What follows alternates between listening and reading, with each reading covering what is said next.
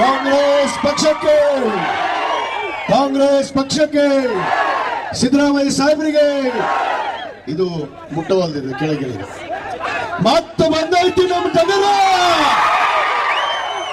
ಮತ್ತೆ ಬಂದೈತಿ ನಮ್ಮ ಟಗರ.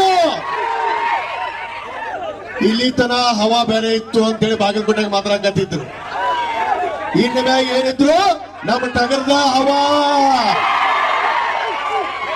ಇದನ್ನೆಲ್ಲ ಕಣ್ಣಿಂದ ನೋಡಿ ಕಂಗಾಲ ಆಗ್ಬಿಟ್ಟಿದೀನಿ. ಸಮಯ ಬಹಳ ಆಗೈತಿ, ನಾ ಮತ್ತೊಮ್ಮೆ ಮಾತಾಡ್ತೀನಿ. ಈಗ ಸಿದ್ದರಾಮಯ್ಯ ಸಾಹೇಬ್ ಮಾತಾಡಲಿ. ಎಲ್ಲ ನನ್ನ ಸಹೋದ್ಯೋಗಿ ಮಿತ್ರರೇ, ಶಾಸಕ ಮಿತ್ರರೇ,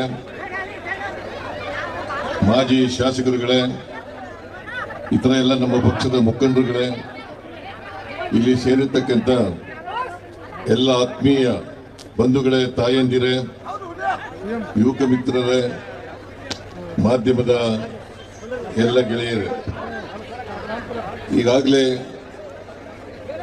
ಮಾತನಾಡಿದಂಥ ಅನೇಕ ನಮ್ಮ ಪಕ್ಷದ ಮುಖಂಡರುಗಳು ನಿಮ್ಮನ್ನೆಲ್ಲ ಉದ್ದೇಶಿಸಿ ಮಾತನಾಡಿ